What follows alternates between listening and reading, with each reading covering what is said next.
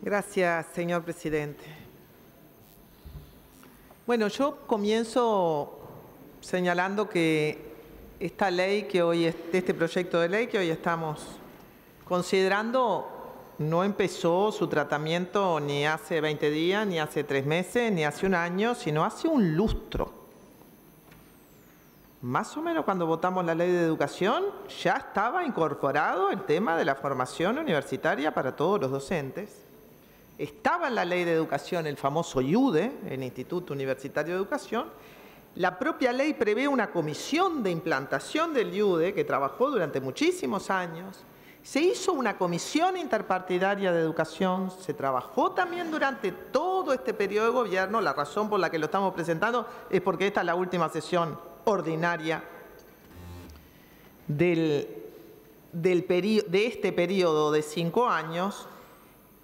Y la Comisión Interpartidaria de Educación trabajó mucho tiempo y trabajó con tanto éxito que el proyecto nos viene de la Cámara de Diputados aprobado. Efectivamente, vaya si hubo acuerdo.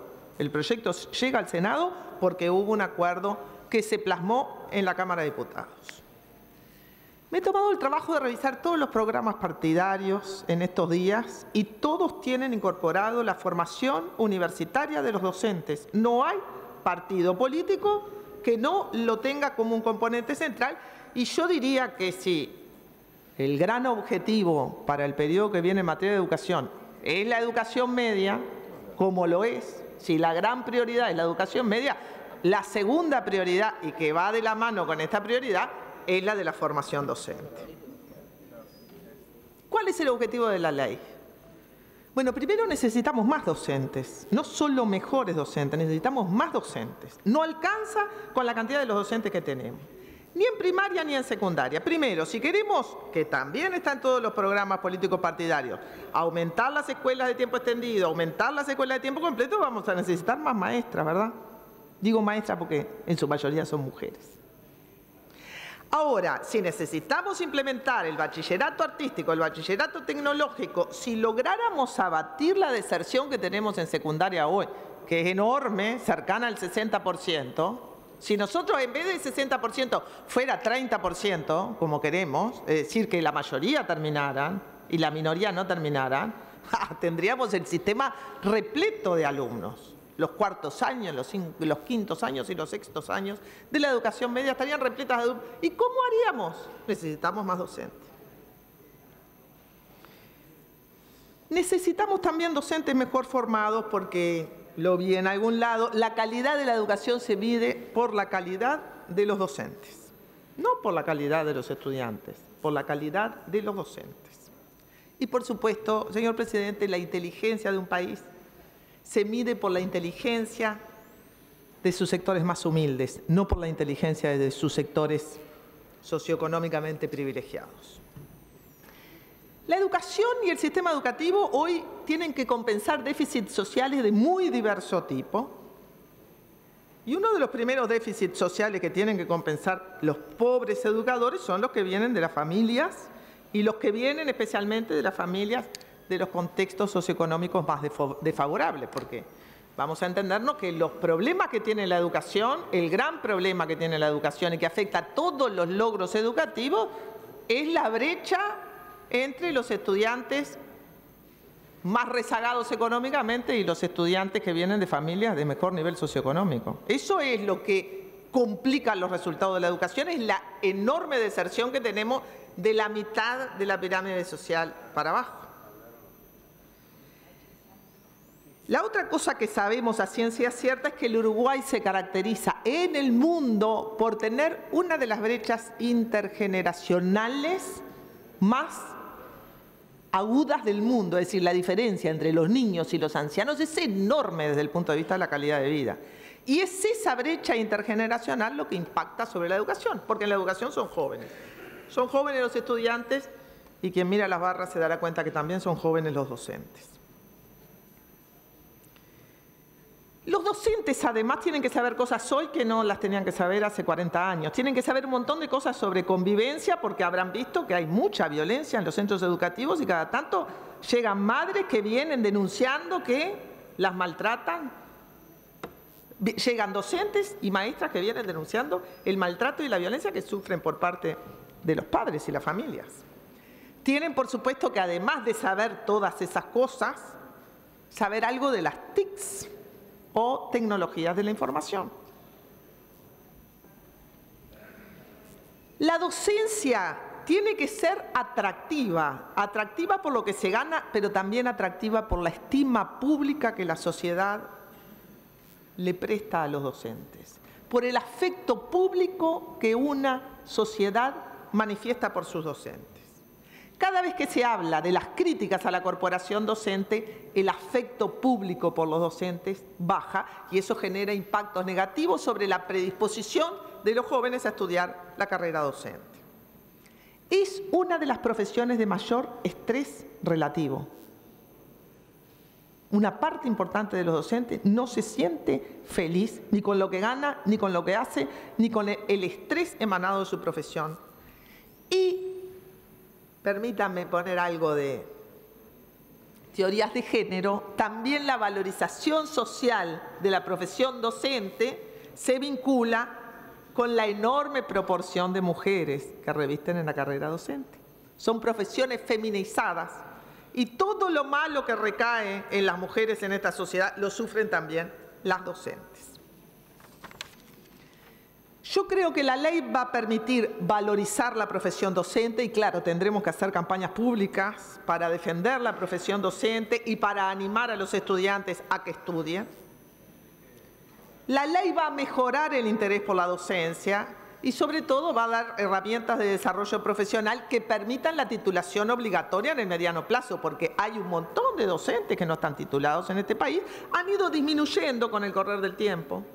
En el año 97 eran algo así como la mitad, no sé cuántos son ahora, pero han ido disminuyendo con el correr del tiempo, pero no tenemos el 100% de los docentes titulados, ni mucho menos. Para que todo esto suceda, que son las precondiciones para mejorar la calidad de la educación, necesitamos crear una institución autónoma y para crear una institución autónoma, señor presidente, se precisan los 2/3. La culpa no la tiene una ley vieja, la culpa la tiene la Constitución de la República, artículo 202 y 203. El constituyente entendió que la enseñanza debía estar impartida por dos grandes entes autónomos que son ANEP y la universidad. Por Constitución, entonces, la educación es impartida por entes autónomos, no es una elección arbitraria ni de estos legisladores ni de aquellos, sino que está en la Constitución. Entonces, cuando se dice que se está en contra del artículo 1 del proyecto de ley, el artículo 1 solo dice que la Universidad de la Educación es una persona jurídica pública que funcionará como ente autónomo. Estar en contra del artículo 1 es como estar en contra de la Constitución de la República.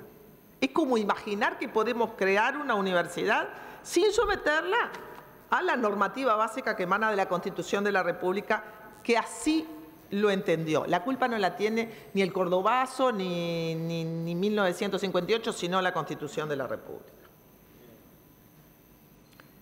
Ahora, con esto quiero decir, con esto quiero agregar algo más, porque cualquiera pensaría que la formación docente no existe en Uruguay, y vaya si existe.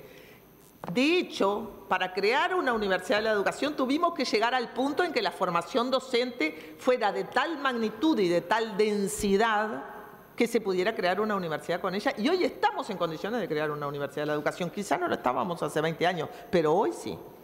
No de hacer universitarios los títulos, que es algo que planteó algún legislador, sino de tener una universidad. Hoy estamos en condiciones de hacerlo y hoy, si esta ley no se vota, habremos desperdiciado la oportunidad histórica de que todos esos esfuerzos que se realizaron durante años se consoliden en una institución que tiene que tener la estatura que tiene que tener y no otra.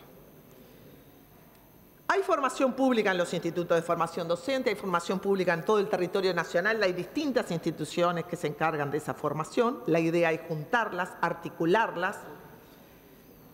La Universidad de la República también da formación docente y la educación, y también la Universidad de Montevideo da formación docente. También hay formación docente en el sector privado. La cantidad de docentes que se matriculan por año ha aumentado, no es que haya disminuido ni que estemos en una catástrofe. En el 2000, el total de la formación docente eran unos 13.000 alumnos, compuestos de 8.000 y pico de profesorado y 4.000 y pico de magisterio, pero en el 2012 esos 13.000 se transformaron en 22.000. La matrícula de profesorado pasó de 8 a 14 y la matrícula de magisterio de 5 a 7, 6.700.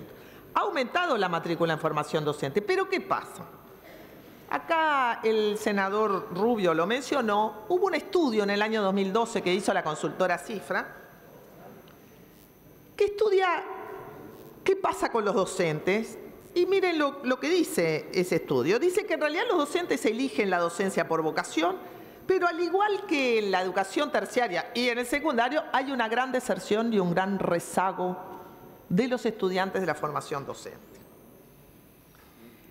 El estudio dice que los docentes de hoy tienen un déficit de capital cultural de origen, que ellos se perciben a sí mismos, porque esto es muy difícil de comprobar empíricamente, y que provienen de estratos socioeconómicos y sociales más bajos que los de otras instituciones terciarias. Son un poco más pobres que otros que van a estudiar a la universidad.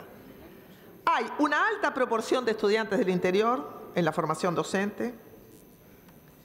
En general, quienes van a la formación docente no salen del bachillerato y van a la formación docente, sino que se incorporan a la formación docente después de los 20 años y casi todos trabajan porque no tienen respaldo familiar.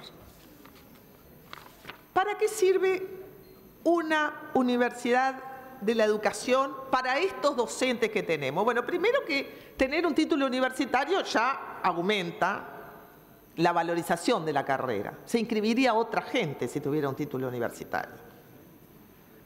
En segundo lugar, al estar en la universidad habrían otras flexibilidades. Yo voy a dar el ejemplo de la facultad donde doy clase. El 63% de los estudiantes universitarios trabajan. Nosotros damos clase después de las 8 de la noche. ¿Por qué? Porque los estudiantes trabajan todo el tiempo. Habría mayor flexibilidad. Deberíamos tener un sistema de becas para que los estudiantes de la formación docente se dedicaran a estudiar y no anduvieran estudiando, trabajando y resolviendo las cosas como pueden. Y sin duda mejoraría el egreso docente si además continuamos mejorando los salarios y también las perspectivas de carrera.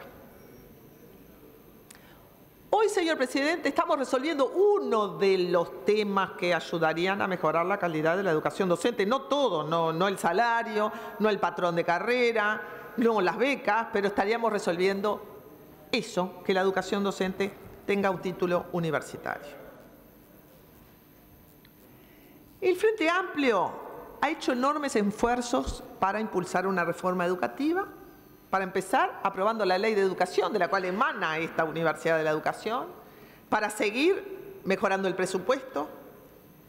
Pero yo voy a decir algo sobre la Universidad de la República porque no puedo dejar de responder a la cantidad de cosas que se han dicho sobre la Universidad de la República. A ver, no se modificó la ley orgánica, pero la universidad ha avanzado a pasos de gigante, con o sin modificación de la ley orgánica. Se lo dice una docente que hace 30 años que enseño en la Universidad de la República y no tiene nada que ver cómo enseñábamos hace 30 o hace 20 años de cómo enseñamos ahora. Nada que ver. Eso ha mejorado a escala sideral. La universidad se ha descentralizado en todo el país y esto me parece que es algo que reconoce todo el mundo, creando los CENURES, los Centros Universitarios Regionales. La universidad se ha flexibilizado y ha permitido tránsito horizontal entre carreras. Ha creado un montón de carreras y ha aumentado la matrícula. Cuando empezamos eran 70.000 estudiantes, ahora son 100.000. También se creó la Universidad Tecnológica en este tiempo. Y la Universidad Tecnológica, señor presidente, tuvo cogobierno y sin embargo eso no impidió a nadie que la aprobara, el cogobierno de la Universidad Tecnológica. Sobre esto se ha debatido bastante en la Cámara de Diputados. Quiere decir que el problema no puede ser el cogobierno, porque si el cogobierno no fue un obstáculo para apoyar la Universidad Tecnológica, ¿por qué habría de ser un obstáculo para apoyar la Universidad de la Educación? En América Latina, la Universidad de la República solo tiene un equivalente en la Universidad de Buenos Aires en términos de dos grandes características de las universidades. Una, no cobrar matrícula ni tener examen de ingreso. Eso hace a la universidad muy accesible. La clave de esa accesibilidad, señor presidente, es que la mitad de los estudiantes que hoy están en la Universidad de la República vienen de familias que nunca llegaron a la Universidad de la República. Quiere decir que se ha producido una especie de movilidad social ascendente muy importante y la mitad de los estudiantes de la Universidad de la República son como 50.000 estudiantes.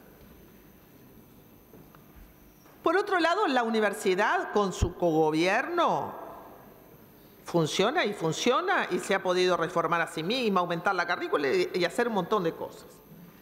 Claro, el senador Penales leía una carta de un asistente académico de la Facultad de Ingeniería donde de alguna manera decía que los colegiados son malos administrando, aunque la idea del colegiado es que gobierne, no que administre, ¿no? Bueno, es una opinión. Yo dirigí una institución de la Universidad de la República durante unos cuantos años y el gran problema, señor presidente, para mí era que no tenía plata y la mitad de mis docentes ganaban menos de 6.000 pesos. Ese era el problema. No que no pudiéramos tomar decisiones, sino que éramos una institución pobrísima. Por otro lado, me parece muy bien que se traigan todas las autocríticas que la Universidad de la República se hace. Si hay algo que caracteriza a la Universidad de la República es hacerse la autocrítica y es más, emanarla y producirla a través de documentos y cartas. Es fantástico que una institución se pueda autocriticar porque esa es la base para transformarse. Finalmente, yo creo que en estos 10 años la otra cosa que hemos ido haciendo es extender el tiempo educativo a lo largo de la vida, apostando tanto a la educación en primera infancia como a la educación en la tercera edad, para que uno estudie toda la vida. Se multiplicó la oferta docente y se aumentó la matrícula en casi todos los órdenes con ese problema que tenemos y sobre el cual hemos hablado durante 5 años, que es que no hemos mejorado sustancialmente la tasa de egreso de la educación media superior. Así que, señor presidente, esto no empezó hace 20 días, ni estamos tratando de resolver a los ponchazos en plena campaña electoral, sino que empezó hace mucho tiempo. Tuvimos mayoría en diputados, que es la que nos permite traer el proyecto al Senado ahora. ¿Por qué no la tenemos hoy? ¿Qué pasó con la mayoría de diputados?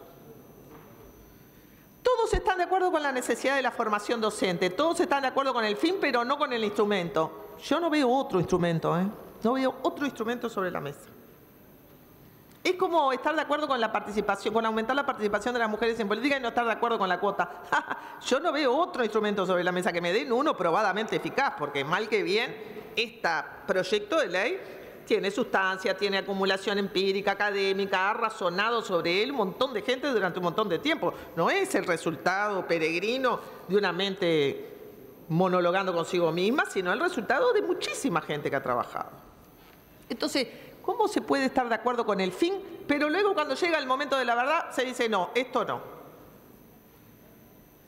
El senador Amorín dijo, no trabajamos el acuerdo, y me honró con diversos reconocimientos a cómo habíamos trabajado el acuerdo de la Universidad Tecnológica. Pero los acuerdos se trabajan. Los acuerdos se trabajan, claro. Hay 46 artículos en este proyecto de ley. Toda la discusión es por el artículo primero. O por quién integran los órganos de la educación. No hubo una sola discusión sobre el resto de los 44 artículos. Trabajar un acuerdo implica trabajar los 46 artículos. El cogobierno y la autonomía, algunos hablan del cogobierno y la autonomía, otros no, están en la Constitución. Bueno, si no nos gustan el cogobierno y la autonomía en las instituciones de la enseñanza pública, habrá que reformar la Constitución. ¿Será que la Constitución es vieja? ¿O más bien será que la Constitución es sabia? Es cierto, la Universidad de la República tiene una ley vieja, pero eso no impide que digamos y que sepamos que la mayor parte de la inteligencia nacional, de lo que se llama investigación e innovación en este país, lo hace la Universidad de la República, con sus viejas leyes. Sobre la creación de cargos, yo creo que no es de recibo. Sobre que esta ley crea cargos y no deberíamos poder crear cargos en año electoral, porque, como bien me señalaron hace un momento, lo que creamos son funciones, no cargos. y además lo hemos hecho otras veces, y para crear una universidad necesitamos un periodo de transición, todo el periodo de transición que insumiría trabajar en el armado de esta nueva institución para votar el presupuesto, para votar los cargos en el presupuesto que viene. Un año es poco para crear una nueva universidad, o sea que hacemos muy bien votándola ahora. Como dijo el senador Rubio, en el 2012 vino el proyecto del Poder Ejecutivo y lo votamos ahora porque los tiempos se acaban. Sobre la campaña electoral quiero decir, el nuevo gobierno va a asumir en marzo, recién estamos en septiembre. Me gustaría decir el Uruguay no se detiene, pero voy a ser sospechosa de hacer algo de campaña política, pero los dos gobiernos del Frente Amplio han mostrado que acá se vota hasta el último día de diciembre del año electivo. Antes no, antes era verdad, había como una especie de inicio con mucha productividad legislativa que se iba derrumbando y hacia el final del periodo no se votaba nada, pero eso fue en un contexto en que las coaliciones entre los partidos eran muy fuertes al principio y después se iban disolviendo. Pero desde que hubo mayoría parlamentaria propia, y haría propaganda a favor de la mayoría parlamentaria, pero no corresponde en este momento, no ha pasado más. La productividad parlamentaria se ha sostenido a lo largo del tiempo. Y si hoy queremos votar este proyecto, faltando 50 días para la campaña, no importa, se han votado proyectos muy, muy importantes en el último año porque este Parlamento no se detiene.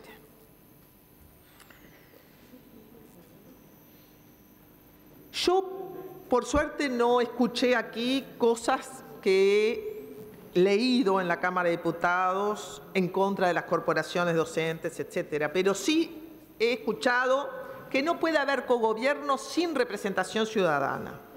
Y yo me pregunto, ¿cuál es la representación ciudadana? Porque los docentes, los egresados, los estudiantes, es bastante representación ciudadana, ¿no? ¿Qué quedará fuera? ¿La familia, los padres? No, la representación ciudadana son los partidos políticos, pero si los partidos políticos están representados en todos lados. Los partidos políticos tienen el monopolio de la representación política de la sociedad, pero no tienen el monopolio de la representación ciudadana. Una democracia es una gran cantidad de otras cosas. Si la Universidad de la Educación va a estar articulada con el Sistema Nacional de Educación Pública, ¿cómo no va a estar en el marco de todos los controles que tiene el sistema democrático? Sería absurdo pensar que no va a estar en ese marco. ¿Cómo la política no va a estar representada?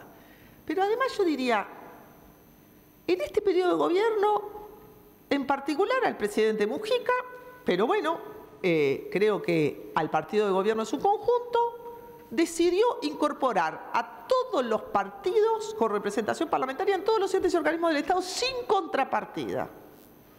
Sin contrapartida como no se hacía en el Uruguay desde hace medio siglo. ¿Acaso eso no es un gesto suficiente para entender que nadie pretende sacar la representación política, sino por el contrario, ampliarla, potenciarla, pero tiene que estar donde tiene que estar? No metida adentro de la dirección de la institución. De la dirección de la institución se encargan obviamente quienes saben de educación y quienes sufren o se benefician de la educación, los docentes, los estudiantes, los egresados. Bueno, yo creo que si alguna razón asiste, porque voy a pensar que alguna razón asiste a la oposición para poner reparos, ninguno de estos reparos tiene peso suficiente como para contraponerse a los enormes beneficios que derivarían de votar esta ley. Y que en el caso de no votarla, volvemos a entrar en el limbo de la formación docente y vuelven a quedar suspendidas, quién sabe por cuánto tiempo, las posibilidades de darle a los docentes una formación universitaria digna, de calidad. Y sí, la verdad es que hoy somos todos responsables de lo que pase y nadie va a leer después la letra fina de que si el artículo 1, de que si el cogobierno, no. Lo que se va a leer es los que están a favor y los que están en contra de que exista una formación universitaria para los docentes y una universidad de la educación. Esa va a ser la lectura que se va a hacer y nadie va a leer los matices. Por consiguiente, habrá un grupo de legisladores que se la juegan por esta ley y otro grupo que no. Otro grupo que se negó a votar la única ley que existe, que es esta. Las otras son leyes que están en el papel, pero hoy está esta ley acá. Yo creo que evidenciar eso no hace feliz a nadie. Así que yo lo que quiero es que se vote. No quiero hacer campaña electoral con la ley ni evidenciar las diferencias que tenemos. Yo lo que quiero es que se vote y vuelvo a instar a todos los legisladores para que den ese gran paso hoy que el Uruguay tanto necesita. Gracias, señor presidente.